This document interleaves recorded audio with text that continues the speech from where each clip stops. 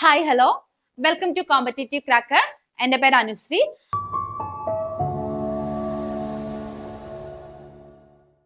അപ്പൊ നമ്മുടെ AIS പരീക്ഷയൊക്കെ ഇങ്ങ് അടുത്തെത്തി കഴിഞ്ഞല്ലേ. 2-ാം തീയതി 9-ാം തീയതിയാണ് പരീക്ഷ നടക്കാൻ വേണ്ടി പോകുന്നത്. എല്ലാവരും അവസാനഘട്ട റിവിഷനിലൊക്കെ ആയിരിക്കും. അതുകൊണ്ട് തന്നെ നമ്മൾ ഇന്ന് ഡിസ്കസ് ചെയ്യാൻ വേണ്ടി പോകുന്നത് ജോഗ്രഫിയിലെ കുറച്ച് ജോഗ്രഫിയിലും എക്കണോമിക്സിലെയും കുറച്ച് പ്രീവിയസ് ഇയർ ക്വസ്റ്റ്യൻസ് എടുത്തിട്ട് ഏതൊക്കെ മേഖലയിൽ നിന്നാണ് ക്വസ്റ്റ്യൻസ് വരുന്നത് എന്നുള്ളതൊരു അനാലിസിസ് പോലെയായിരിക്കും നമ്മൾ ഇന്ന് നടത്താൻ വേണ്ടി പോകുന്നത്. അപ്പൊ നിങ്ങൾ പ്രീവിയസ് ഇയർ വന്ന ക്വസ്റ്റ്യൻസ് ഒക്കെ ഒന്ന് ശ്രദ്ധിച്ച് കേട്ട് നോക്കുക. ഇതിൽ നിന്നുള്ള എക്സ്ട്രാ പോയിന്റ്സും കാര്യങ്ങളെല്ലാം കൃത്യമായിട്ട് പഠിച്ചു വെക്കുക. ഒരു അവസാനഘട്ട റിവിഷൻ ആയിട്ട് ഈ വീഡിയോനെ കണക്കാക്കുക. അപ്പൊ നമുക്ക് ആദ്യത്തെ ക്വസ്റ്റ്യനിലേക്ക് പോവാം. ഫസ്റ്റ് ക്വസ്റ്റ്യൻ നമ്മുടെ നദികളുടെ ഭാഗത്തു നിന്നുള്ള ഒരു ക്വസ്റ്റ്യൻ ആയിരുന്നു. സിന്ധു നദിയുടെ പോഷക നദികൾ താഴെ കൊടുത്തിരിക്കുന്നു, ശരിയായവ ഏത് എന്നായിരുന്നു. ഇവിടെ 4 ഓപ്ഷൻസ് ഉണ്ട്. ഏതാ ഇതിന്റെ ആൻസർ ആയിട്ട് വരുന്നത്? ജലം, ചെനാബ്, രവി, ബിയ, സത്ലജ്. ജലം, ചെനാബ്, കോസി, ബിയ, സത്ലജ്. ഓപ്ഷൻ സിയിൽ പറയുന്നു ജലം, ചെനാബ്, രവി, തീസ്ത, സത്ലജ്. ഓപ്ഷൻ ഡിയിൽ ജലം, സോൺ, രവി, ബിയ, സത്ലജ്. ഇങ്ങനെ 4 ഓപ്ഷൻസ് ആണ് തന്നിരിക്കുന്നത്. എല്ലാവർക്കും അറിയാം ഇൻഡസ് റിവർ, സിന്ധു നദിയുടെ ട്രിബ്യൂട്ടറീസ് എന്ന് പറയുന്നത് ഏതാണ്? ജലം, ചെനാബ്, രവി, ബിയ, സത്ലജ് ആണ്. ഇതിന്റെ ആൻസർ ഓപ്ഷൻ എ ആണ് വരുന്നത്. അപ്പം ഈ ഒരു ഓർഡർ തന്നെയാണ് ജലം, ചെനാബ്, രവി, ബിയ, സത്ലജ് എന്നുള്ള ഒരു ഓർഡറിൽ തന്നെയാണ് നോർത്ത് ടു സൗത്തോട്ടുള്ള നമ്മുടെ ഈ ഒരു ട്രിബ്യൂട്ടറീസിന്റെ ഒരു ഓർഡറും ഇത് തന്നെയാണെന്നുള്ളത് നിങ്ങൾ കൃത്യമായിട്ടും പഠിച്ചു വെക്കുക. അങ്ങനെയാണെങ്കിൽ ഓപ്ഷൻ ബിയില് കോസി ഉണ്ടല്ലേ. ഈ കോസി എന്ന് പറയുന്നത് ഏത് റിവറിന്റെ ട്രിബ്യൂട്ടറിയാ? കോസി എന്ന് പറയുന്നത് നമ്മുടെ ഗംഗാ റിവറിന്റെ ട്രിബ്യൂട്ടറി ആണ്. ഇവിടെ ഓപ്ഷൻ സിയിൽ നമുക്കിവിടെ തീസ്ത ഉണ്ട്. തീസ്ത റിവർ എന്ന് പറയുന്നത് ഏത് റിവറിന്റെ ട്രിബ്യൂട്ടറിയാ? തീസ്ത റിവർ എന്ന് പറയുന്നത് ബ്രഹ്മപുത്ര റിവറിന്റെ ട്രിബ്യൂട്ടറി ആണ്. എന്നാൽ ഓപ്ഷൻ ഡിയിൽ ഇവിടെ സോൺ കിടപ്പുണ്ട്. സോൺ എന്ന് പറയുന്നത് ഏത് റിവറിന്റെ ട്രിബ്യൂട്ടറിയാ? സോൺ എന്ന് പറയുന്നത് ഗംഗാ റിവറിന്റെ ട്രിബ്യൂട്ടറി ആണ്. അപ്പം ഗാഗ്ര, യമുന, ഗണ്ഡക്, അതുപോലെ തന്നെ കോസി, സോൺ തുടങ്ങിയവയൊക്കെ ഗംഗാ നദിയുടെ ട്രിബ്യൂട്ടറി ആണ്. എന്നാൽ അതേസമയം തീസ്ത, മാനസ്, കമേങ്, സുബൻസിരി തുടങ്ങിയ റിവേഴ്സ് ഒക്കെ നമ്മുടെ ബ്രഹ്മപുത്ര റിവറിന്റെ ട്രിബ്യൂട്ടറീസ് ആണ്. അപ്പൊ ഓരോ റിവറിന്റെയും ട്രിബ്യൂട്ടറീസും കൂടി നിങ്ങൾ പഠിച്ചു വെക്കുക. ബ്രഹ്മപുത്രയുടെ ഏതൊക്കെയാ? ബ്രഹ്മപുത്രയുടെ ആണെങ്കിൽ തീസ്ത, സുബൻസിരി,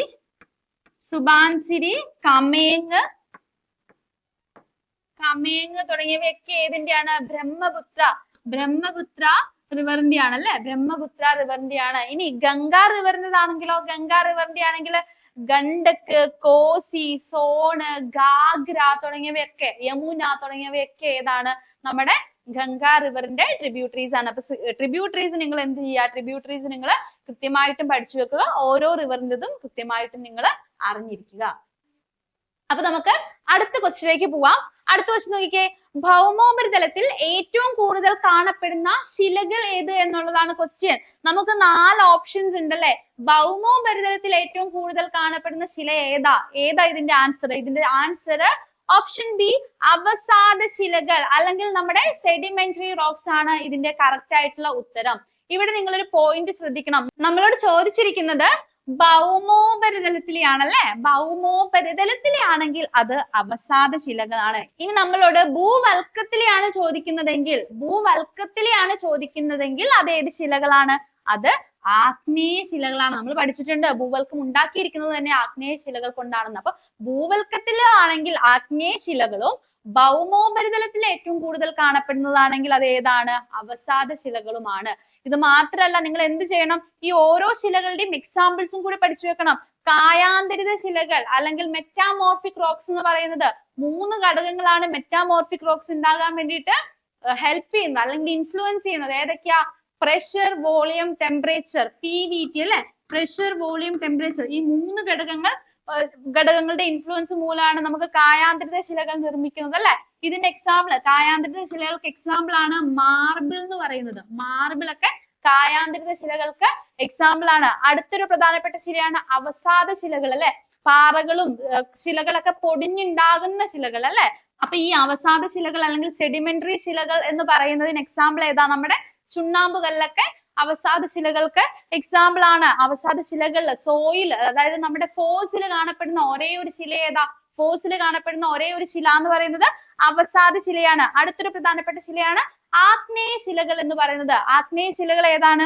നമ്മുടെ ലാവയൊക്കെ തണുത്തുറഞ്ഞുണ്ടാകുന്ന ശിലകളാണ് ആഗ്നേയ ശിലകൾ എന്ന് പറയുന്നത്. ആഗ്നേയ ശിലകൾക്ക് എക്സാമ്പിൾ ഏതാ? ബസാൾട്ട് അല്ലെ? ബസാൾട്ട് ആഗ്നേയ ശിലകൾക്ക് എക്സാമ്പിൾ ആണ്. ഇവിടെ ആഗ്നേയ ശിലകളിൽ നമുക്ക് എന്ത് കാണില്ല? നമുക്ക് ഫോസിലുകൾ കാണപ്പെടത്തില്ല. അതുപോലെ തന്നെ തട്ടായിട്ട് ലെയേഴ്സ് കാണപ്പെടുന്ന ശില ഏതാ? ലെയേഴ്സ് ഒക്കെ കാണപ്പെടുന്ന നമുക്ക് കായാന്തര ശിലകളിൽ കാണാൻ വേണ്ടി സാധിക്കും. അപ്പൊ ഇത്തരത്തില് നിങ്ങൾ എന്ത് ചെയ്യുക? ഈ ഒരു ശിലകളുടെ ബേസിക് ആയിട്ടുള്ള കാര്യങ്ങൾ അറിഞ്ഞിരിക്കണം. അതുപോലെ തന്നെ ഓരോ ശിലകൾക്കും എക്സാമ്പിൾസും കൂടി നിങ്ങൾ കൃത്യമായിട്ടും പഠിച്ചു വെക്കും. അപ്പൊ നമ്മൾ പഠിച്ചു ആഗ്നേയ ശിലകൾക്ക് എക്സാമ്പിൾ ആണ് ബസാൾട്ട് റോക്സ് എന്ന് പറയുന്നത്. അവസാദ ശിലകൾക്ക് എക്സാമ്പിൾ നമ്മൾ ഏതാ പറഞ്ഞേ? ചുണ്ണാമ്പുകൽ അല്ലെ? ചുണ്ണാമ്പുകല്ലൊക്കെ അവസാദ ശിലകളുടെ എക്സാമ്പിൾ ആണ്. കായാന്തര ശിലകൾക്ക് എക്സാമ്പിൾ ആണ് മാർബിൾ എന്ന് പറയുന്നത്. അപ്പൊ ഇത്തരത്തിലുള്ള കാര്യങ്ങളൊക്കെ കൃത്യമായിട്ടും നിങ്ങൾ അറിഞ്ഞിരിക്കുക. അപ്പൊ നമുക്ക് അടുത്ത ക്വസ്റ്റിലേക്ക് പോകുന്നതിന് മുന്നേ നമുക്ക് കായാന്തരിതം സംഭവിക്കുന്ന മെറ്റാമോർഫിസം സംഭവിക്കുന്ന പ്രധാനപ്പെട്ട റോക്കുകൾ ഒന്ന് നോക്കാം. നിങ്ങൾ നോക്കിക്കേ, ക്ലേക്ക് മെറ്റാമോർഫിസം സംഭവിച്ചിട്ട് ക്ലേ എന്തായിട്ട് മാറും? സ്ലേറ്റ് ആയിട്ട് മാറും. സ്ലേറ്റ് എന്തായിട്ട് മാറും? സ്ലേറ്റിന് മെറ്റാമോർഫിസം സംഭവിക്കുമ്പോൾ സ്ലേറ്റ് എന്തായിട്ട് മാറും? സിസ്റ്റ് ആയിട്ട് മാറും. ഗ്രാനൈറ്റ് എന്തായിട്ടാ മാറുന്നത്? നീസിസ് ആയിട്ടാണ് മാറുന്നത്. ഇനി നമ്മുടെ സാൻഡ്സ്റ്റോൺ ഉണ്ടല്ലോ, സാൻഡ്സ്റ്റോണിന് മെറ്റാമോർഫിസം സംഭവിക്കുമ്പോൾ സാൻഡ്സ്റ്റോൺ എന്തായിട്ട് മാറും? ക്വാർട്സൈറ്റ് ആയിട്ട് മാറും. ഇനി നമ്മുടെ ലൈംസ്റ്റോൺ ഉണ്ടല്ലോ, ലൈംസ്റ്റോണിന് മെറ്റാമോർഫിസം സംഭവിച്ചിട്ടാണ് ലൈംസ്റ്റോൺ എന്തായിട്ട് മാറുന്നത്? മാർബിൾ ആയിട്ട് മാറുന്നത്. അപ്പൊ ഈ ഒരു മെറ്റാമോർഫിസം സംഭവിച്ചിട്ട് എങ്ങനെയാണ് കായാന്തരിത ശിലകൾ ആകുന്നതെന്നുള്ളതും കൂടി നിങ്ങൾ ഒന്ന് പഠിച്ചു വെക്കണം. ക്ലേ എന്തായിട്ട് മാറുന്നു? സ്ലേറ്റ് ആയിട്ട് മാറുന്നു. സ്ലേറ്റ് ഷിസ്റ്റ് ആയിട്ട് മാറുന്നു.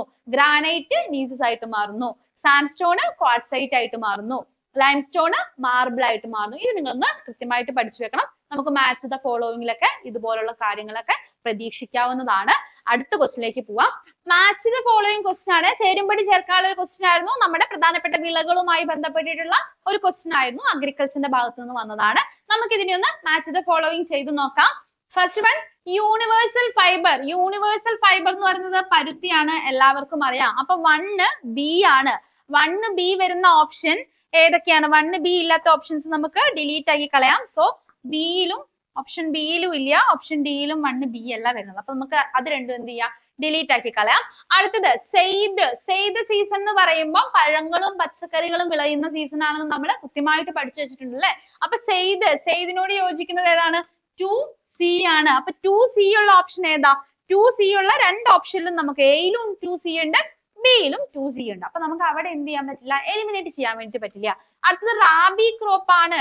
ഇതിൽ ഏതാ റാബി ക്രോപ്പ്? നെല്ലാണോ ഗോതമ്പാണോ റാബി ക്രോപ്പ് എന്ന് പറയുന്നത്?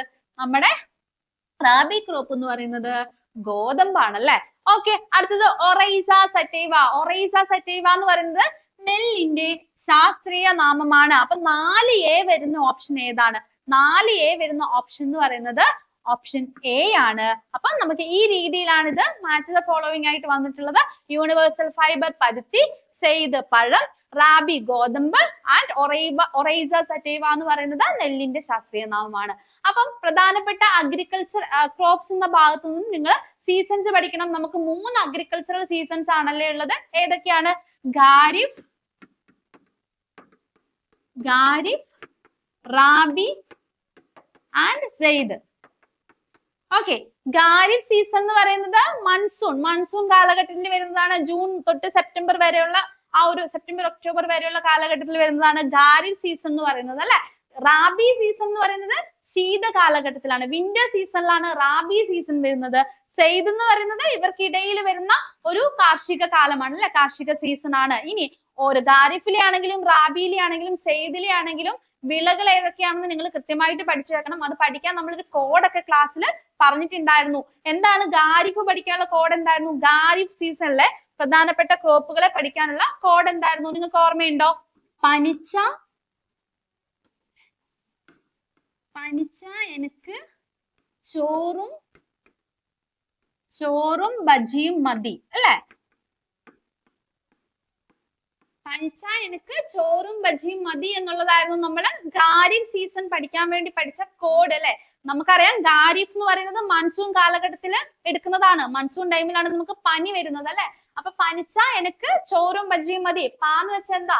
പാന്ന് വെച്ചാ പരുത്തി, നീ എന്താണ്, നീ നിലക്കടല, ചാ എന്താണ്, ചണം അല്ലെ, ചണമാണ്. എന്താണ്, എള്ളാണ്. നേ എന്താണ്, നെല്ലാണ്. ക്ക് എന്ന് വെച്ചാ കരിമ്പാണ്. ചോറെന്ന് വെച്ചിട്ടുണ്ട്, ചോറിലെ ചോന്ന് വെച്ചിട്ടുണ്ടെങ്കിൽ ചോളമാണ്. ബജി എന്ന് പറയുന്നത് ബജ്രയാണ്, ബജ്ര ആൻഡ് റോവർ ആണ്. അപ്പൊ ഇത്രയാണ് നമുക്ക് റാ എന്ന് പറയുന്നത്. ചോറിലെ റാ എന്ന് പറയുന്നത് റാഗിയാണ്. അപ്പൊ ഇതാണ് നമ്മുടെ ഖാരിഫ് സീസണിലെ പ്രധാനപ്പെട്ട അഗ്രികൾച്ചറൽ ക്രോപ്സ് എന്ന് പറയുന്നത്. അതിന് നമ്മൾ പഠിച്ച കോഡ് പനിച്ച എനിക്ക് ചോറും ബജിയും മതി എന്നാണ്. അങ്ങനെയാണെങ്കിൽ റാബി സീസൺ ഉണ്ടല്ലേ. റാബി സീസൺ എന്ന് പറയുന്നത് ഞാൻ പറഞ്ഞു നിങ്ങളോട് ഒരു ശൈത്യകാല വിളയാണ്. ശീതകാല സീസണിലാണ് വിളയുന്നത്. അപ്പം ഈ ഒരു സമയത്ത് നിങ്ങൾ ഓർത്തേക്ക് ഗോപബാലിക പുകവലിച്ചു. ഗോപബാലിക പുകവലിച്ചെന്ന് ഓർത്താൽ മതി. ശൈത്യകാലമാണ്, തണുപ്പായിരിക്കും, എല്ലാരും പുകയൊക്കെ വലിക്കുന്ന ഒരു കാലഘട്ടമാണെന്ന് ഓർക്കുക. അങ്ങനെയാണെങ്കിൽ ഗോപബാലിക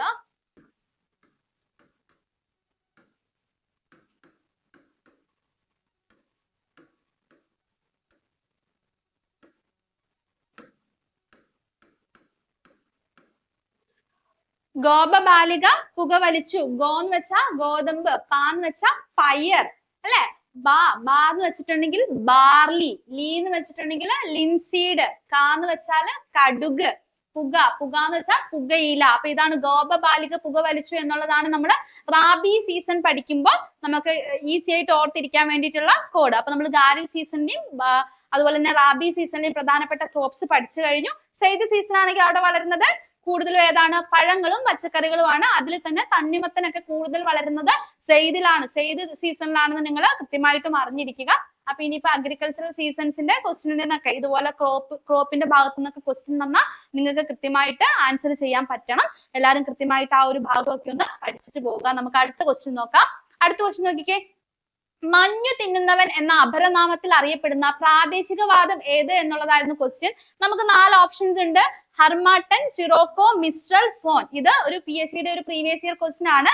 ഈ ക്വസ്റ്റ്യനിൽ ആൻസർ ഇല്ല. കാരണം മഞ്ഞുതീനി അല്ലെങ്കിൽ മഞ്ഞു തിന്നുന്നവൻ എന്നറിയപ്പെടുന്ന പ്രാദേശികവാദം ചിനൂക്ക് എന്ന പ്രാദേശികവാദമാണ്. ചിനൂക്ക് എന്ന ഓപ്ഷൻ ഈ ഓപ്ഷനിൽ എവിടെയും ഇല്ല. സോ ഈ ഒരു ചോദ്യത്തില് ആൻസർ ഇല്ലാത്ത ഒരു ചോദ്യമായിരുന്നു. ഇത് PSC ഡിലീറ്റ് ആക്കിയിട്ടുള്ള ഒരു ക്വസ്റ്റ്യൻ ആണ്. അപ്പൊ നമുക്ക് കൂടുതലായിട്ട് നമുക്ക് പ്രാദേശികവാദം എന്ന് വെച്ചാൽ ഏതെങ്കിലും ഒരു പർട്ടിക്കുലർ പ്രദേശത്ത് സ്ഥിരമായിട്ട് വീശുന്ന കാറ്റുകളെയാണ് നമ്മൾ പ്രാദേശികവാദങ്ങൾ എന്ന് പറയുന്നത്. പ്രാദേശികവാദങ്ങൾ മറ്റു കാറ്റുകളിൽ വെച്ച് നോക്കുമ്പോൾ പ്രാദേശികവാദങ്ങൾക്ക് എന്തായിരിക്കും, ശക്തി കുറവായിരിക്കും അല്ലെ. അപ്പൊ ഇന്ത്യയിലെ പ്രധാനപ്പെട്ട പ്രാദേശികവാദങ്ങൾ ഏതൊക്കെയാ? ഇന്ത്യയിലെ പ്രധാനപ്പെട്ട പ്രാദേശികവാദങ്ങളാണ് ലൂ, മാംഗോ ഷവർ, കാൽ ബൈശാഖി, ചെറി ബ്ലോസം തുടങ്ങിയവയൊക്കെ ഇന്ത്യയിലെ പ്രധാനപ്പെട്ട പ്രാദേശികവാദങ്ങളാണ്. ലൂ എന്ന് പറയുന്നത് നമ്മുടെ ഉത്തരേന്ത്യയിൽ വീശുന്ന ഒരു ഉഷ്ണക്കാറ്റാണ് ലൂ എന്ന് പറയുന്നത്. മാംഗോ ഷവർ എന്ന് പറയുന്നത് സൗത്ത് ഇന്ത്യയിൽ വീശുന്ന, അതായത് വേനൽക്കാലത്തിന് മുന്നേ സൗത്ത് ഇന്ത്യയിൽ വീശുന്ന ഒരു കാറ്റാണ്. ഏതെന്ന് വേനൽക്കാല സമയത്ത് സൗത്ത് ഇന്ത്യയിൽ വീശുന്ന ഒരു പ്രാദേശികവാദമാണ് ഏതെന്ന് പറയുന്നത്, വേനൽ മഴയ്ക്ക് മുന്നേ ആ സമയത്ത് വീശുന്നതാണ് മാംഗോ ഷവർ എന്ന് പറയുന്നത്.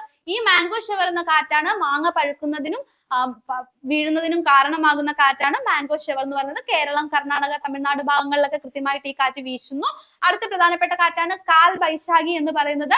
നമ്മുടെ ആസം, വെസ്റ്റ് ബംഗാൾ മേഖലകളിലൊക്കെ വീശുന്ന ഒരു പ്രധാനപ്പെട്ട കാറ്റായിരുന്നു. ഒഡീഷ ആ ഒരു മേഖലയിലൊക്കെ വീശുന്ന കാറ്റാണ് കാൽ ബൈശാഖി എന്ന് പറയുന്നത്.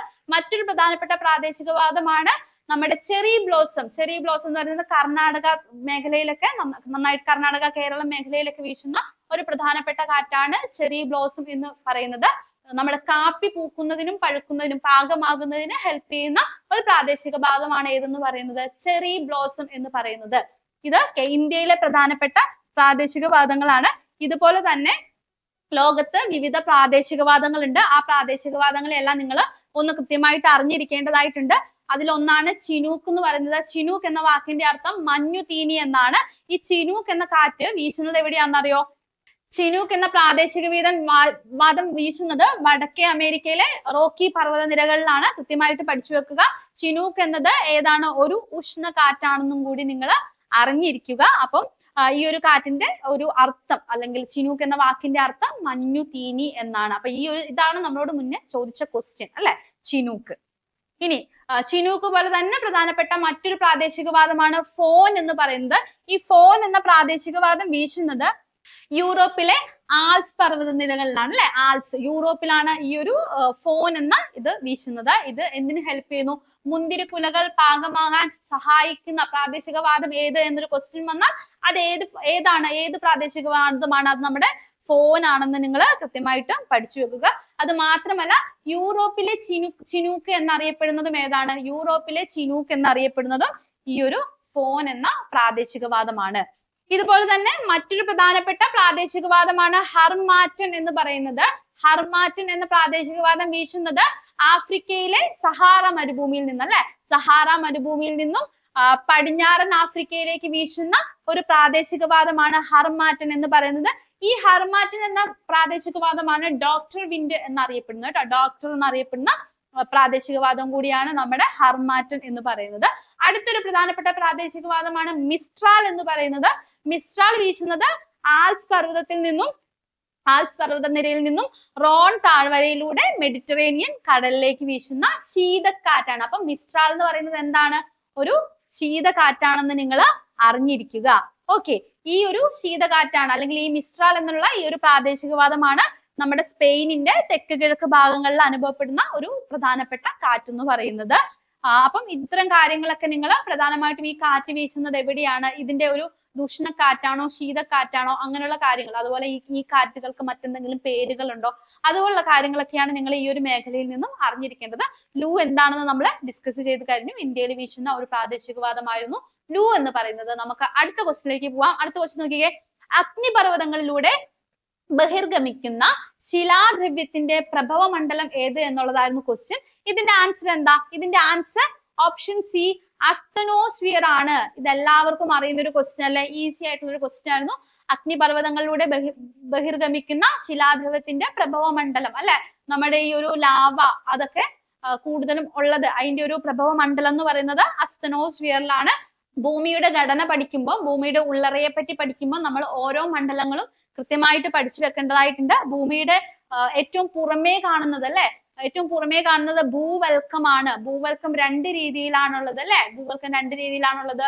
വൻകര ഭൂവൽക്കവും ഉണ്ട്, സമുദ്ര ഭൂവൽക്കവും ഉണ്ട്. സിയാൽ എന്നും സിമ എന്നും അറിയപ്പെടുന്നു. നിങ്ങൾക്ക് അറിയുന്നതായിരിക്കും, കൃത്യമായിട്ട് പഠിച്ചു വെക്കുക. സിയാൽ എന്ന് പറഞ്ഞിട്ടുണ്ടെങ്കിൽ, സിയാൽ എന്ന് പറഞ്ഞാൽ വൻകര ഭൂവൽക്കവും, സിമ എന്നറിയപ്പെടുന്നത് നമ്മുടെ സമുദ്ര ഭൂവൽക്കവുമാണ് അല്ലെ. അതിന് തൊട്ടു താഴെ നമ്മുടെ ക്രസ്റ്റ് അല്ലെങ്കിൽ നമ്മുടെ ഈ ഒരു ഭൂവൽക്കത്തിന് തൊട്ടു താഴെയായിട്ട് മാൻഡിൽ ഉണ്ട്. മാൻഡിൽ രണ്ട് രീതിയിലുണ്ട്, ഉപരി മാൻഡിലും ഉണ്ട്, അധോ മാൻഡിലും ഉണ്ട് അല്ലെ. അപ്പം ഉപരി മാൻഡിലും ഉണ്ട്, അധോ മാൻഡിലും ഉണ്ട്. അതിന് താഴെയായിട്ട് കാണപ്പെടുന്ന മണ്ഡലമാണ് കാമ്പ് എന്ന് പറയുന്നത്. കാമ്പും രണ്ട് രീതിയിലാണുള്ളത്, അകക്കാമ്പുമുണ്ട്, പുറക്കാമ്പുമുണ്ട്. ഈ കാമ്പ് അറിയപ്പെടുന്നത് എന്ത് ലെയർന്ന? കാമ്പ് അറിയപ്പെടുന്നത് നിഫേ ലെയർ. നിഫേ ലെയർ എന്നാണ് കാമ്പ് അറിയപ്പെടുന്നത്.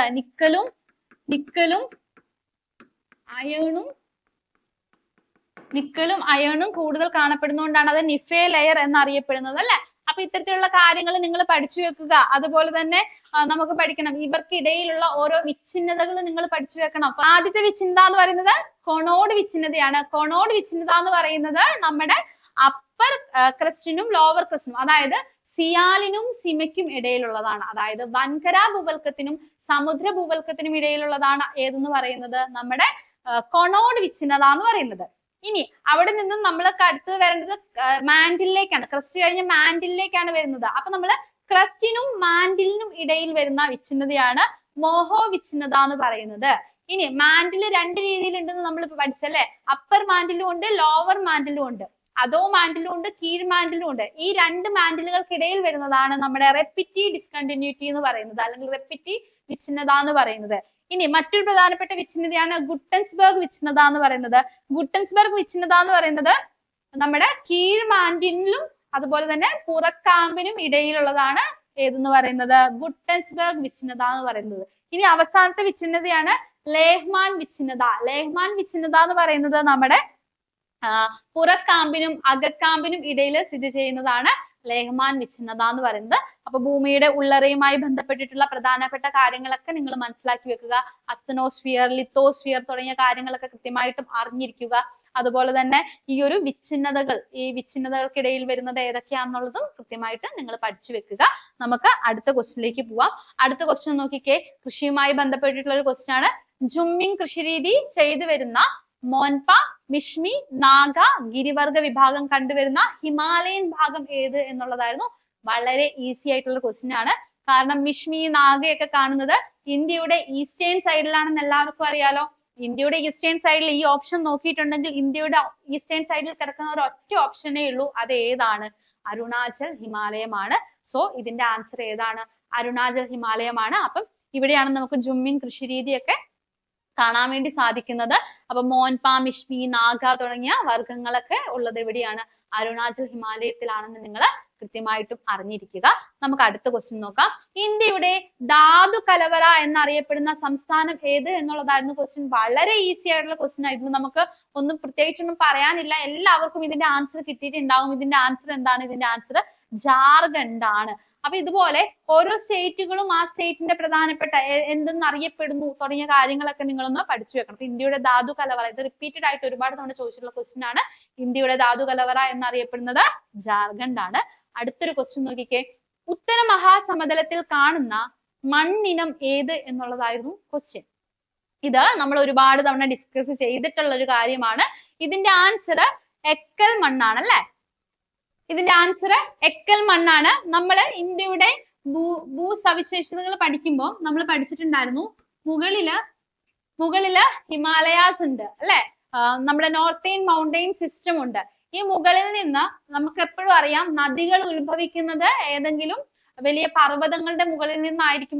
റിവർ സോഴ്സ് എന്ന് നമ്മൾ പഠിച്ചു വെക്കാറുണ്ട് ചെറുപ്പത്തിലെ. അങ്ങനെയാണെങ്കിൽ ഈ ഹിമാലയത്തിന്റെ ഭാഗത്ത് നിന്ന് നമുക്ക് പ്രധാനമായിട്ടും 3 നദികളാണ് ഉത്ഭവിക്കുന്നത്. ഏതൊക്കെയാ? ഇൻഡസ്, ഗംഗ, ബ്രഹ്മപുത്ര. സിന്ധു നദി, ഗംഗാ നദി, ബ്രഹ്മപുത്ര നദി. ഈ 3 നദികളും ഇവിടെ നിന്ന് ഉത്ഭവിക്കുന്നു. ഓക്കെ, ഇതില് ബ്രഹ്മപുത്ര റിവർ ഇന്ത്യക്ക് പുറത്തു കൂടിയാണ് ഒഴുകുന്നത്. എന്നിട്ട് വീണ്ടും അരുണാചൽ പ്രദേശിന്റെ അവിടെ നിന്നാണ് ഇന്ത്യയിലേക്ക് കയറുന്നത്. ഓക്കെ, ഇവിടെ നമ്മുടെ ഗംഗാ നദി, ബ്രഹ്മപുത്ര നദി, ഗംഗാ നദിയും അതുപോലെ തന്നെ സിന്ധു നദിയൊക്കെ ഉണ്ട്. ഈ നദികളും ഈ നദികളുടെ ട്രിബ്യൂട്ടറീസ് ഒക്കെ വരുന്നുണ്ട് അല്ലെ? അപ്പൊ ഈ നദികൾ എന്ത് ചെയ്യുന്നു? ഈ താഴേക്ക് ഒഴുകി വരുന്ന ഇവിടെ എത്തുമ്പോഴേക്കും, ഈ ഒരു ഭാഗത്ത് എത്തുമ്പോഴേക്കും ഈ നദികൾ എന്ത് ചെയ്യും? ഒഴുക്കിക്കൊണ്ട് വന്ന അവരുടെ സോയിൽ അല്ലെ, എക്കൽ മണ്ണ്, നദികൾ എക്കൽ മണ്ണ ഒഴുക്കിക്കൊണ്ട് വരുന്നത് നമുക്കറിയാലോ. അപ്പൊ ഈ ഒരു അലൂവിയൽ സോയിൽ എന്ത് ചെയ്യുന്നു? ഈ ഒരു ഭാഗത്ത് കൊണ്ടുപോയിട്ട് ഇങ്ങനെ ഈ ഒരു ഭാഗത്തൊക്കെ ഡിപ്പോസിറ്റഡ് ആകുന്നുണ്ട്. നദികൾ ഒഴുക്കിക്കൊണ്ട് വരുന്ന വഴിയിൽ ആ ഒരു ഭാഗത്ത് നദികൾ എന്ത് ഡെപ്പോസിറ്റ് ചെയ്യുന്നുണ്ട്? നമ്മുടെ എക്കൽ മണ്ണും കാര്യങ്ങളെല്ലാം ഡെപ്പോസിറ്റ് ചെയ്യുന്നുണ്ട്. അങ്ങനെ ഇവിടെ നല്ല ഫെർട്ടൈൽ ആയിട്ടുള്ള ഒരു ഭൂവിഭാഗം ഉണ്ടാകുന്നു. ഈ ഭാഗത്തിനെയാണ് നമ്മൾ എന്തെന്ന് വിളിക്കുന്നത്? നമ്മുടെ ഉത്തര മഹാസമതലം അല്ലെങ്കിൽ നോർത്തേൺ പ്ലെയിൻസ് എന്ന് വിളിക്കുന്നത്. അപ്പൊ നമ്മുടെ ക്വസ്റ്റ്യൻ ഇതായിരുന്നു, ഉത്തര മഹാസമതലത്തിൽ കാണുന്ന മണ്ണിനം ഏത് എന്നുള്ളതായിരുന്നു ക്വസ്റ്റ്യൻ. വളരെ ഈസി ആയിട്ട് ആൻസറിലേക്ക് എത്താൻ പറ്റുന്നതാണ്. ഇതിന്റെ ആൻസർ ഓപ്ഷൻ എ, എക്കൽ മണ്ണ് എന്നുള്ളതാണ് ഇതിന്റെ ആൻസർ ആയിട്ട് വരുന്നത്. അപ്പം നമ്മുടെ ഇപ്പൊ കറുത്ത മണ്ണ് എവിടെയാ കൂടുതൽ കാണപ്പെടുന്നത്? പീഠഭൂമിയുടെ ഭാഗത്തൊക്കെ നമുക്ക് കറുത്ത മണ്ണ് കാണാൻ വേണ്ടി സാധിക്കും. ലാറ്ററൈറ്റ് മണ്ണിന്റെ പ്രത്യേകത എന്താ? റെഡ് കളറിലുള്ള മണ്ണാണ്.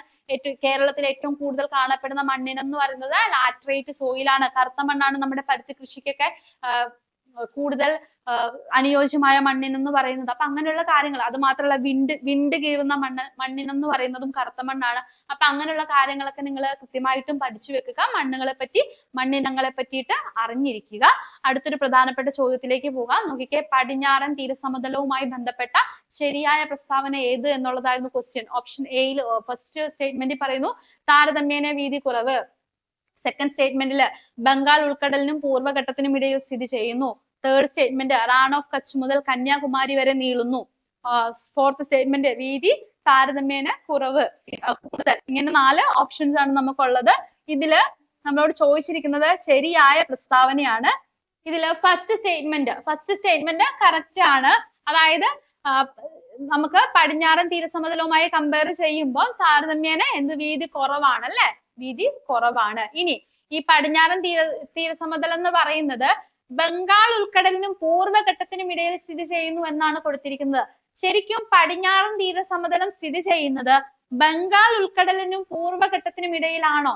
അല്ല, ബംഗാൾ ഉൾക്കടലിനും പശ്ചിമഘട്ടത്തിനും ഇടയിലാണ് നമ്മുടെ പടിഞ്ഞാറൻ തീരസമതലം സ്ഥിതി ചെയ്യുന്നത്. സോ 2 തെറ്റാണ്. 2 തെറ്റാണെങ്കിൽ നമുക്ക് ഏതൊക്കെ ഓപ്ഷൻസ് എലിമിനേറ്റ് ചെയ്യാം? 2 തെറ്റാണെങ്കിൽ നമുക്ക് എ എലിമിനേറ്റ് ചെയ്യാം, ബി എലിമിനേറ്റ് ചെയ്യാം, ഡി എലിമിനേറ്റ് ചെയ്യാം. ഓക്കെ, അപ്പൊ നമ്മൾ ഈസി ആയിട്ട് നമ്മൾ ആൻസറിലേക്ക് എത്തി. ഇതിന്റെ ആൻസർ എന്താണ്? ഓപ്ഷൻ സി, 1ഉം 3ഉം ആണ് ഇതിൽ ശരിയായിട്ടുള്ളത്. മൂന്നാമത്തെ സ്റ്റേറ്റ്മെന്റ് എന്താണ്? റാൺ ഓഫ് കച്ച് മുതൽ കന്യാകുമാരി വരെ നീളുന്നു എന്നത് കറക്റ്റ് ആയിട്ടുള്ള സ്റ്റേറ്റ്മെന്റ് ആണ്. വീതി താരതമ്യേന കൂടുതലല്ല. വീതി എന്താണ്? കിഴക്കൻ തീരസമതലത്തിന് വെച്ച് നോക്കുമ്പോൾ വീതി കുറവാണ്. അപ്പൊ ഇത്രയും കാര്യങ്ങൾ നിങ്ങൾ ഇവിടെ പഠിച്ചു വെക്കുക. പടിഞ്ഞാറൻ തീരസമതലവും കിഴക്കൻ തീരസമതലവുമായിട്ടുള്ള ഡിഫറൻസ് അറിഞ്ഞിരിക്കുക. പടിഞ്ഞാറൻ തീരസമതലത്തിൽ വരുന്നത് ഏതൊക്കെയാണ്? നമ്മുടെ മലബാർ കോസ്റ്റ് വരുന്നു. അങ്ങനെയുള്ള കാര്യങ്ങളൊക്കെ നിങ്ങളൊന്ന്, റാൺ ഓഫ് കച്ച്, കത്തിയാവാർ കോസ്റ്റ് വരുന്നു. ആ കാര്യങ്ങളൊക്കെ നിങ്ങൾ കൃത്യമായിട്ടും പഠിച്ചു വെക്കുക. ഇനി നമുക്ക് അടുത്ത ക്വസ്റ്റിനിലേക്ക് പോവാം. അടുത്ത ക്വസ്റ്റ്യൻ നോക്കിക്കേ. ഉപദ്വീപീയ പീഠഭൂമിയിലെ പരൽ രൂപ ശിലാപാളിയിലും ഉയരം കുറഞ്ഞ കുന്നുകളിലുമാണ് ധാതു വിഭവങ്ങൾ ഏറെയും കേന്ദ്രീകരിച്ചിരിക്കുന്നത്. ഈ മേഖലയുമായി ബന്ധപ്പെട്ട് തന്നിരിക്കുന്ന പ്രസ്താവനകളിൽ തെറ്റായത് തിരഞ്ഞെടുക്കുക എന്നുള്ളതായിരുന്നു ചോദ്യം. നമുക്ക് 4 ഓപ്ഷൻസ് ഉണ്ട്. ഇതില് തെറ്റായത് ഏതെന്ന് നമുക്ക് വളരെ ഈസി ആയിട്ട് ആൻസറിലേക്ക് എത്താൻ വേണ്ടി പറ്റും. ഓപ്ഷൻ എ നോക്കിക്കേ. നമ്മളോട് ചോദിച്ചിരിക്കുന്നത് എന്താണ്?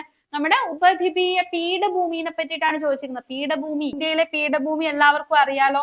അപ്പം പീഠഭൂമി എന്താണെന്നൊക്കെ നമ്മൾ മുന്നത്തെ ക്ലാസ്സുകളിലൊക്കെ ഒരുപാട് ഡിസ്കസ് ചെയ്തിട്ടുള്ളതാണ്. ഞാൻ പറഞ്ഞിട്ടുണ്ട്, പീഠഭൂമി എന്ന് പറഞ്ഞിട്ടുണ്ടെങ്കിൽ ഉയരം കൂടിയ ഏരിയ ആയിരിക്കും, പക്ഷെ അതിന്റെ മുകൾ ഭാഗം, ഉയരം കൂടിയ ഭാഗമായിരിക്കും, പക്ഷെ അതിന്റെ മുകൾ ഭാഗം പരന്നിട്ടായിരിക്കും, അല്ലെ?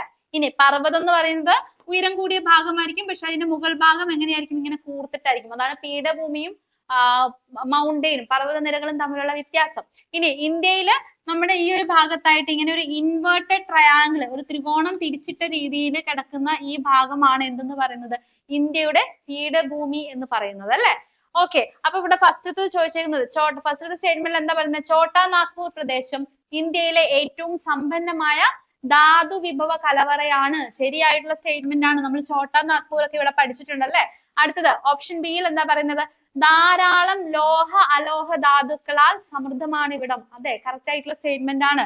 അടുത്തത് ഉപദ്വീപീയ പീഠഭൂമിയെ വടക്കു കിഴക്കൻ പീഠഭൂമി പ്രദേശം, മധ്യമേഖല തുടങ്ങി വിവിധ ഭാഗങ്ങളായിട്ട് തരംതിരിച്ചിരിക്കുന്നു. അതും എന്താണ്? അതും ശരിയായിട്ടുള്ള സ്റ്റേറ്റ്മെന്റ് ആണ്. ഓപ്ഷൻ ഡി നോക്കിക്കേ. എക്കൽ വിശറികളാൽ സമ്പന്നമാണ് ഇവിടം. എക്കൽ വിശറികളാൽ സമ്പന്നമായത് എവിടെയാണ്? പീഠഭൂമിയാണോ? കുറച്ചു മുന്നത്തെ ക്വസ്റ്റ്യനിൽ നമ്മൾ ഡിസ്കസ് ചെയ്തതേ ഉള്ളൂ. എക്കൽ മണ്ണ് കൊണ്ട് ഡെപ്പോസിറ്റ് ചെയ്ത് അവിടെ ഒരു പുതിയ ഭൂരൂപം ഉണ്ടാകുന്നില്ലേ? അത് ഏതായിരുന്നു? അത് പീഠഭൂമി അല്ല. അത് ഏതാണെന്ന് നമ്മൾ പഠിച്ചത്? അത് നമ്മുടെ സമതലങ്ങളാണല്ലേ, ഇന്ത്യൻ മഹാസമതലങ്ങളാണ്. അപ്പൊ ഈ ഓപ്ഷൻ ഡി ആണ് ഇതില് തെറ്റായിട്ടുള്ളത്. അപ്പൊ നിങ്ങൾ ഇതിന്റെ ഡിഫറൻസസും കാര്യങ്ങളെല്ലാം കൃത്യമായിട്ട് പഠിച്ചു വെക്കുക. നമുക്ക് അടുത്ത ക്വസ്റ്റ്യനിലേക്ക് പോവാം. അടുത്ത ക്വസ്റ്റ്യൻ നോക്കിക്കേ. ഹരിത വിപ്ലവത്തിന്റെ ഏഷ്യൻ ഭവനം എന്നറിയപ്പെടുന്ന രാജ്യം ഏത് എന്നുള്ളതായിരുന്നു ക്വസ്റ്റ്യൻ. ഇതിന്റെ ആൻസർ എന്താണ്? ഹരിത വിപ്ലവത്തിന്റെ ഏഷ്യൻ ഭവനം എന്നറിയപ്പെടുന്നത് ഓപ്ഷൻ സി ഫിലിപ്പീൻസ് ആണ്. അപ്പൊ നമ്മളോട് ചോദിച്ചിരിക്കുന്നത് ഹരിത വിപ്ലവത്തിന്റെ ഏഷ്യൻ ഭവനം ഏത് എന്നായിരുന്നു. ഏഷ്യൻ ഭവനം ഫിലിപ്പീൻസ് ആണ്. അങ്ങനെയാണെങ്കിൽ ഹരിത വിപ്ലവം സ്റ്റാർട്ട് ചെയ്തത് എവിടെയാ? സ്റ്റാർട്ട് ചെയ്തത് ഏത് രാജ്യത്താണ്? മെക്സിക്കോയിലാണ്, അല്ലെ? മെക്സിക്കോയിലാണ് ഹരിത വിപ്ലവം സ്റ്റാർട്ട് ചെയ്തത്. അങ്ങനെയാണെങ്കിൽ ഈ ഒരു ഹരിത വിപ്ലവത്തിന്റെ പിതാവ് ആരാണ്? ഗ്രീൻ റവല്യൂഷന്റെ പിതാവ് ആരെന്ന് ചോദിച്ചാൽ അത് ആരാണ്? നോർമാൻ ബോർലോഗ് ആണ്. നോർമാൻ ബോർലോഗ് ആണ്. ഇനി ഇന്ത്യൻ ഹരിത വിപ്ലവത്തിന്റെ പിതാവ് ആരാണ്? ഇന്ത്യൻ ഹരിത വിപ്ലവത്തിന്റെ പിതാവ് ഡോക്ടർ എം എസ് സ്വാമിനാഥൻ ആണ്. ഈ ഡോക്ടർ എം എസ് സ്വാമിനാഥനുമായി ബന്ധപ്പെട്ടിട്ടുള്ള പ്രധാനപ്പെട്ട കാര്യങ്ങളെല്ലാം നിങ്ങൾ പഠിച്ചു വെക്കണം. അദ്ദേഹം അന്തരിച്ചു, അല്ലെ? അദ്ദേഹം അന്തരിച്ചത് 2023 സെപ്റ്റംബർ 28 അല്ലെ? അപ്പൊ ആ കാര്യങ്ങളൊക്കെ നിങ്ങൾ പഠിച്ചു വെക്കുക. ഇപ്പൊ ലേറ്റസ്റ്റ് ആയിട്ട് കഴിഞ്ഞ CPOന്റെ എക്സാംസ്, അല്ലെ? നമ്മുടെ CPOന്റെ ആണെങ്കിലും അതുപോലെ തന്നെ ഡ്രൈവർ എക്സാംസിലൊക്കെ +2 ലെവൽ വന്നിരിക്കുന്ന പ്രധാനപ്പെട്ട പരീക്ഷകളിലൊക്കെ ഹരിത വിപ്ലവം അതുപോലെ തന്നെ പഞ്ചവത്സര പദ്ധതിയിൽ നിന്നൊക്കെ ഒരുപാട് ചോദ്യങ്ങളുണ്ട്. പ്രത്യേകിച്ചും ഹരിത വിപ്ലവത്തിൽ നിന്ന് വളരെ ഡെപ്ത് ആയിട്ട് തന്നെ ക്വസ്റ്റ്യൻസ് ചോദിച്ച് കാണുന്നുണ്ട്. അപ്പൊ കൃത്യമായിട്ട് നിങ്ങൾ ഹരിത വിപ്ലവം പഠിച്ചു വെക്കണം. അത് ബേസിക് ആയിട്ടുള്ള കാര്യങ്ങളും പഠിച്ചു വെക്കണം. അതിന്റെ ഉള്ളിൽ ഡെപ്ത് ലെവലിൽ തന്നെ നിങ്ങൾ ഹരിത വിപ്ലവം ഒന്ന് പഠിച്ചിട്ട് പോയേക്കുക. നമുക്ക് അടുത്ത ക്വസ്റ്റ്യൻ നോക്കാം. അപ്പൊ നമുക്ക് അടുത്ത ക്വസ്റ്റ്യൻ നോക്കാം. അടുത്തത് നമ്മുടെ ശിലകളുടെ ഭാഗത്തു നിന്നുള്ള ഒരു ക്വസ്റ്റ്യൻ ആയിരുന്നു. നോക്കിക്കേ. രൂപീകരണ പ്രക്രിയയുടെ അടിസ്ഥാനത്തിൽ ശിലകളെ പ്രധാനമായും 3 ആയിട്ട് തരംതിരിച്ചിരിക്കുന്നു. അത്തരം ശിലകളുടെ പേരും അവയ്ക്ക് ഉദാഹരണങ്ങളും താഴെ നൽകിയിരിക്കുന്നു. ശരിയായിട്ടുള്ള ജോഡികൾ കണ്ടെത്തുക എന്നുള്ളതായിരുന്നു ക്വസ്റ്റ്യൻ. ആഗ്നേയ ശിലകൾ ബസാൾട്ട്, കായാന്തരിത ശിലകൾ ചുണ്ണാമ്പുകല്ല്, അവസാദ ശിലകൾ ഗ്രാനൈറ്റ്, കായാന്തരിത ശിലകൾ മാർബിൾ. ഇങ്ങനെ 4 ഓപ്ഷൻസ് ആണ് തന്നിരിക്കുന്നത്. ഇതിൽ ഏതൊക്കെയാ ശരിയായിട്ടുള്ളത്? ശരിയായ ജോഡി ആഗ്നേയ ശിലകൾ ബസാൾട്ട് എന്നുള്ളത് കറക്റ്റ് ആണ്. ബസാൾട്ടും അതുപോലെ തന്നെ നമ്മുടെ ഗ്രാനൈറ്റ് ഒക്കെ ആഗ്നേയ ശിലകൾക്ക് എക്സാമ്പിൾ ആണല്ലേ. അടുത്ത് നോക്കിക്കേ, കായാന്തരിത ശിലകൾ ചുണ്ണാമ്പ് കല്ലെന്നാണ് കൊടുത്തിരിക്കുന്നത്. അത് തെറ്റാണ്. ചുണ്ണാമ്പ് കല്ലെന്ന് പറയുന്നത് എന്തിന് എക്സാമ്പിളാ? അവസാദ ശിലയുടെ എക്സാമ്പിൾ ആണ് അല്ലെ. അപ്പൊ അത് തെറ്റാണ്. തേർഡിൽ പറഞ്ഞിരിക്കുന്നത് അവസാദ ശിലകൾ ഗ്രാനൈറ്റ് എന്നാണ്. ഗ്രാനൈറ്റ് എന്ന് പറയുന്നത് അവസാദ ശിലകൾക്ക് എക്സാമ്പിൾ അല്ല. ഗ്രാനൈറ്റ് എന്ന് പറയുന്നത് എന്താണ്? ആഗ്നേയ ശിലയാണ് അല്ലെ. ആഗ്നേയ ശിലയാണ് ഗ്രാനൈറ്റ് എന്ന് പറയുന്നത്. ഓപ്ഷൻ 4 പറയുന്നത് കായാന്തരിത ശിലകൾ മാർബിൾ എന്നാണ്. അത് കറക്റ്റ് ആണ്. അപ്പം 1ഉം 4ഉമാണ് ഇവിടെ ശരിയായിട്ടുള്ള answer. 1 and 4 option C 1 and 4 എന്നുള്ളതാണ് ഇവിടെ കറക്റ്റ് ആയിട്ട് വരുന്നത്. അടുത്ത ക്വസ്റ്റ്യൻ നോക്കാം. അടുത്തത് മേഘങ്ങളുമായി ബന്ധപ്പെട്ടിട്ടുള്ള ഒരു ക്വസ്റ്റ്യൻ ആയിരുന്നു. ചോദിച്ചിരിക്കുന്നത് ഭൂമിയുടെ ഉപരിതലത്തോട് വളരെ അടുത്ത് കൂടിയ സാന്ദ്രതയിൽ ഇരുണ്ട ചാരനിറത്തിൽ രൂപം കൊള്ളുന്ന മേഘങ്ങൾ ഏത് എന്നുള്ളതായിരുന്നു. ഇവിടുത്തെ കീവേഡ് ഇരുണ്ട ചാരനിറത്തിൽ എന്നുള്ളതായിരുന്നു. 4 ഓപ്ഷൻസ് ഉണ്ട്. നിംബസ് മേഘങ്ങൾ, സ്ട്രാറ്റസ് മേഘങ്ങൾ, സിറസ് മേഘങ്ങൾ, ക്യൂമുലസ് മേഘങ്ങൾ. ഇങ്ങനെ 4 ഓപ്ഷൻസ് ആണുള്ളത്. ഇരുണ്ട ചാരനിറത്തിൽ കാണുന്ന മേഘം ഏതാണ്? അത് നിംബസ് മേഘങ്ങളാണ് അല്ലെ. നിംബസ് മേഘങ്ങളാണ് ഇരുണ്ട ചാരനിറത്തിൽ കാണപ്പെടുന്ന മേഘങ്ങൾ. അപ്പം ലേറ്റസ്റ്റ് ആയിട്ട് കഴിഞ്ഞ എല്ലാ എക്സാംസിലും മിക്ക എക്സാംസിലും ചോദിച്ചിട്ടുണ്ട്. ഈ മേഘങ്ങളുടെ ടൈപ്പിനെ പറ്റി ചോദിച്ചിട്ടുണ്ടായിരുന്നു. അങ്ങനെയാണെങ്കിൽ നമുക്ക് പ്രധാനപ്പെട്ട ഇപ്പൊ ക്യൂമുലസ് മേഘങ്ങൾ എന്ന് പറയുന്നത് ഇതിന്റെ അടിഭാഗം പരന്നിട്ട് മുകൾ ഭാഗം ഇങ്ങനെ കെട്ടുകൾ പോലെ ഇരിക്കുന്ന മേഘങ്ങളാണ് ക്യൂമുലസ് മേഘങ്ങൾ എന്ന് പറയുന്നത്. സിറസ് മേഘങ്ങൾ എന്ന് വെച്ചിട്ടുണ്ടെങ്കിൽ ഫെദർ അല്ലെ, തൂവൽ കെട്ടുപോലെ കാണപ്പെടുന്ന തൂവലുകൾ പോലെ കാണപ്പെടുന്ന മേഘങ്ങളാണ് സിറസ് മേഘങ്ങൾ എന്ന് പറയുന്നത്. സ്ട്രാറ്റസ് മേഘങ്ങൾ എന്ന് പറയുന്നത് ലെയർ ആയിട്ട് കാണുന്നതാണ് സ്ട്രാറ്റസ് മേഘങ്ങൾ എന്ന് പറയുന്നത്. നിംബസ് മേഘങ്ങൾ എന്ന് പറയുന്നത് നല്ല കറുത്ത ഇരുണ്ട നിറത്തിൽ കാണപ്പെടുന്ന മേഘങ്ങളാണ് നിംബസ് മേഘങ്ങൾ എന്ന് പറയുന്നത് അല്ലെ. അപ്പൊ കൃത്യമായിട്ട് നിങ്ങൾ മേഘങ്ങളുടെ ടൈപ്പുകൾ പഠിച്ചു വെക്കുക. റിപ്പീറ്റഡ് ക്വസ്റ്റ്യൻ ആണ്. എന്തായാലും കൃത്യമായിട്ട് നിങ്ങൾ എന്ത് ചെയ്യുക, ഇത് അറിഞ്ഞിരിക്കുക. നമുക്ക് അടുത്ത ക്വസ്റ്റ്യനിലേക്ക് പോവാം. അടുത്ത ക്വസ്റ്റ്യൻ നോക്കിക്കേ. താഴെ കൊടുത്തിരിക്കുന്നവയിൽ ശരിയല്ലാത്ത പ്രസ്താവന ഏത് എന്നുള്ളതായിരുന്നു ചോദ്യം. നോക്കിക്കേ, ലാബ്രഡോർ അറ്റ്ലാന്റിക് സമുദ്രത്തിലെ ഒരു ശീതജല പ്രവാഹമാണ്. അടുത്തത് അഗുൽഹാസ് ഇന്ത്യൻ മഹാസമുദ്രത്തിലെ ഒരു ശീതജല പ്രവാഹമാണ്. അടുത്തത് ഗൾഫ് സ്ട്രീം പസഫിക് സമുദ്രത്തിലെ ഒരു ഉഷ്ണജല പ്രവാഹമാണ്. ഓപ്ഷൻ 4 പറയുന്നു ഒയാഷിയോ പസഫിക് സമുദ്രത്തിലെ ഒരു ശീതജല പ്രവാഹമാണ്. ഈ ചോദ്യം എന്താ ചെയ്യേണ്ടത്? ഈ ചോദ്യത്തിന്റെ ഉത്തരം നിങ്ങളാണ് കണ്ടുപിടിക്കേണ്ടത്. ഇതിന്റെ നമുക്ക് പ്രധാനപ്പെട്ട ശീതജല പ്രവാഹങ്ങളും ഉഷ്ണജല പ്രവാഹങ്ങളും ഏതൊക്കെയാണെന്നൊന്ന് ഡിസ്കസ് ചെയ്യാം. അതിനുശേഷം ഈ ഒരു ചോദ്യത്തിന്റെ ഉത്തരം നിങ്ങൾ തന്നെ ഫൈൻഡ് ചെയ്യുക. നിങ്ങൾ കമന്റ്സിൽ പറയുക. കമന്റിൽ ശരിയായ ഉത്തരം പിൻ ചെയ്ത് വെച്ചേക്കാം. അപ്പൊ നമുക്ക് എന്ത് ചെയ്യാം? പ്രധാനപ്പെട്ട ഓഷ്യൻ കറന്റ്സ് ഏതൊക്കെയാണെന്നൊന്ന് നോക്കാം. അപ്പൊ നിങ്ങൾ നോക്കിക്കേ, നമ്മൾ ആദ്യം പഠിക്കാൻ പോകുന്നത് ഗൾഫ് സ്ട്രീം.